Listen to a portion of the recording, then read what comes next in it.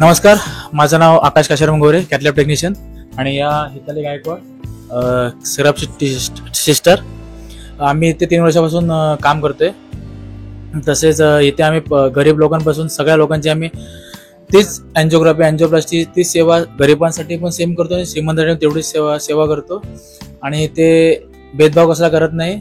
सगळ्या केसेस म्हणजे मोठ्या लहान मोठे सगळ्या केस आम्ही इथे कॅथलॅबमध्ये करतो आणि सगळ्या सुरळीतपणे पार पडून सगळे पेशंट आमच्या इथून बरे होऊन जातात.